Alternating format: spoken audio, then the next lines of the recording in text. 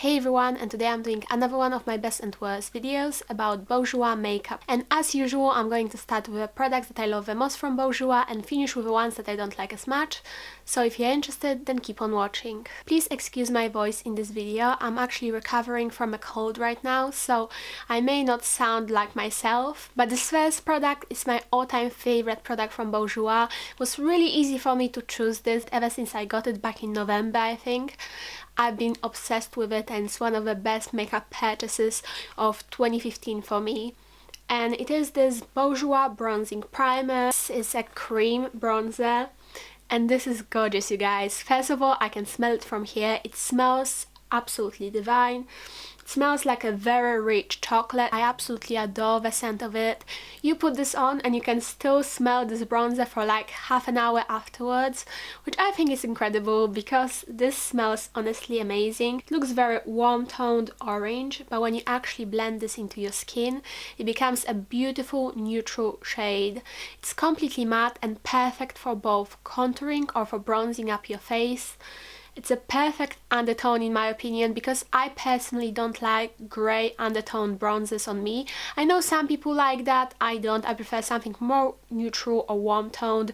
I contoured with this today and I absolutely love it. This blends like a dream. The colour payoff is amazing.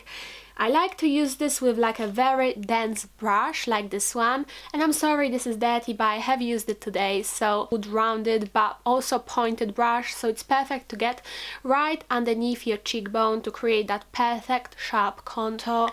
But then this also blends really nicely and doesn't soak up much product because it's so incredibly dense. This product is like the best drugstore dupe of a very well known Chanel cream bronzer. Very similar, the texture, the color. Then my second thing from Bourjois is another bronzer. I know, surprise, but this one is a powder bronzer, the one that most people heard of probably, and it is the chocolate bronzing powder. And looks like this. I absolutely adore the packaging of this, you guys. I think it's amazing. It's like a little book. It kind of seems high-end. It's magnetic and you open it up and you have your product here, and there is also a little description of this product. Again, it's the same sort of idea. I think what they were trying to do, I know this one has been around for a lot longer than this, although when they came out with this, I think what they were trying to suggest to put this first before you apply this, and the two together work perfectly.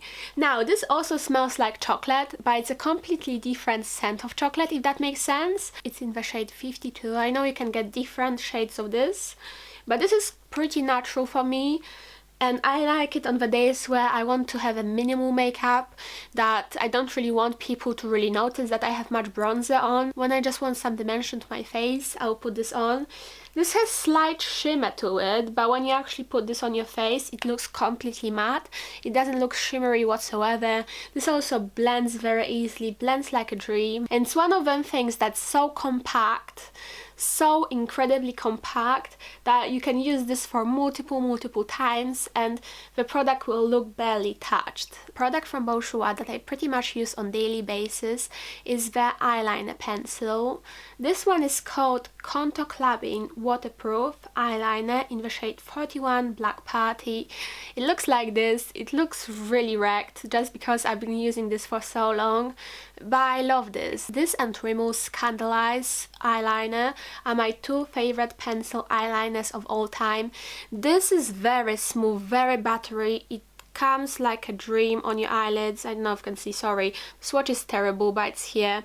It's absolutely beautiful. It doesn't irritate my eyes whatsoever with some eyeliners, with some pencil eyeliners. When I try to tightline or when I try to put some eyeliner on my waterline, my eyes are so incredibly sensitive that they will start hurting and they will become red. This is hands down one of the most long-lasting eye pencils that I've ever tried on my waterline, so I love this, and it's really black and really beautiful. Next up I have Bourjois Aqua Blush 12-hour hold, sheer fresh color. I was really scared to firstly use these because in consistency they kind of reminded me a little bit of Revlon liquid highlighters, which I like, don't get me wrong, but I find them so hard to use and apply because they rub off my foundation. They really rub off my foundation, and unless I mix them with my foundation and then apply them, I can't wear them because they will just make my face patchy and horrible. And when I tried these first time, I thought they were going to be just the same. They were going to rub off my foundation because they were the same liquid formula, quite a runny liquid formula, but I was very pleasantly surprised to find out that these actually do not rub my foundation off my face whatsoever. They don't affect my foundation in the slightest. I don't even need to set my foundation with powder before applying this, so that was a big plus for these products. You have to be careful though, however, because sometimes when you don't use them for a while, they have a tendency to ball up, and these balls, if you put them on your face, they can make your foundation look patchy. But anyway, these are very natural and they will look very glowy on the skin, very beautiful and healthy. They will just give you a little bit of color if you just put one pump, but you can totally build them up. This one is the palest shade that they do. This one is in the shade number 1, Nude, so this one is very pale. You can also get like hot pinks and oranges. And then following with a blush theme, Bourjois round powder blushes are just as lovely. They look like this. They're really teeny tiny, and I think the worst part about these blushes is the fact that they are only 2.5 grams. So they're really tiny and they're quite priced for the quantity anyway. But other from that, I really like them. They're color coded, so whatever color you have, that will be the color of the packaging. They're magnetic, so you open it up and you can close. It just feels very high-end for me. And it has a mirror, even though I think it's kind of useless because it's so tiny. It looks quite nice, and there's the product right here. Again, this is scented. The scent of this is kind of floral, very perfumey. I personally really like the scent. And the product, although I will say again that the Bourjois products tend to be very natural, not very pigmented, and quite on the nude side. So this blush in the shade number 37, Rose Pompon, is not the one for deeper skin tones. I can just about to get away with it, to be fair. They have a nice sheen to them, not a shimmer. These are not shimmery, or at least the ones that I have in my collection are not shimmery, but they have a sheen to them, so they make your face look really healthy. Now I'm going to talk about Bourjois lip products. And the first lip product from Bourjois that I'm going to be talking about is this one. This is Rouge Edition Aqua Laque. Intense shine, lightweight texture, fresh feel, 10-hour hold and hydration lip product, basically. I would call this a liquid lipstick, but it's not a matte liquid lipstick. I will talk about matte liquid lipsticks from Bourjois in a minute, but these really remind me of Luster finishes by MAC, especially this one, which is in the shade number 2, Rose on the Rocks. Is basically a perfect dupe of my MAC limited edition Hello Kitty lipstick in the shade Cute Stir, and this Luster formula. So this, it's not just the texture, that this is very similar of this, but also the color. Whenever I put both of them on, they feel the same and they look almost identical on. Perhaps this MAC lipstick has a little bit more of a color payoff. It's a little bit more pinky, a little bit more intense, but very similar to these. They come in a doe foot applicator, so they're essentially like liquid lipsticks. You apply them on and they don't dry matte, but they are not lip glosses at all because these have absolutely no shimmer to them. They have a very nice color payoff and they are not sticky at all. They smell a little fruity and a little like liquor, but they smell really nicely and they don't taste bad either. If you happen to eat them by accident, they won't taste bad. However, with these, it's a little bit of a different story. These are the Rouge Edition Velvet, matte finish, light texture, extreme comfort, 24-hour hold. How big of a claim is that? I'm not saying I don't like them. I've tried way worse liquid lipsticks from a drugstore than these. These are probably one of the best liquid lipsticks from a drugstore that are here in the UK currently. However, the scent of them is absolutely vile, and it's not just me, because I read so many reviews about them and people hate the scent of the matte lip creams. The formula of these is not bad.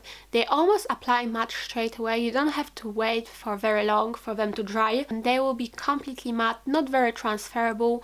However, with eating and drinking they will come off. So the claim 24-hour or how many hours? 24-hour hold. That's not true, that's a lie. And they can kind of come off in chunks, which I don't really like, and they can create a line.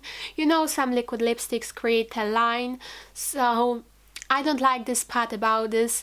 The only good thing about this, at least this shade, is the fact that it stains your lips. Moving on to the product that I will use up but won't repurchase. It is another eyeliner pencil and it looks like this, but in my opinion it's completely different to the one that I previously showed you, so I decided to show you this one as well. This one is the eyeliner pencil, black and white. Eyeliner for outside room and eyeliner for inside room. So you have basically a black eyeliner on one side and white eyeliner on the other side. Now this would be my ideal product if the eyeliners in here were of the same formula as this one is, the contour clubbing eyeliner. It's not as buttery of a formula whatsoever. It's not as black, it's more of a grey, and it doesn't stay on your waterline at all. Like this, I would say this can wear on my waterline for maybe 3 hours. This comes off within 15 minutes. It's crazy, and it's also a lot harsh and harder to put on my waterline or tight line. I can't tight line with this. This white side, however, is slightly better. I do find myself using this more often than the black side. It is more creamy. I can really easily put this on my waterline. It won't stay for long, but I find that the case with all white eyeliners. However, this again is not my favorite white eyeliner either. I will show you my Rimmel one. My Rimmel one is this one. It's probably my favorite white eyeliner, and when I try to swatch it next to that one, it's just a lot more intense. The white is not as muted, it's not as sheer, it's just a lot more intense. There are some products that I feel like I'm not going to ever use again.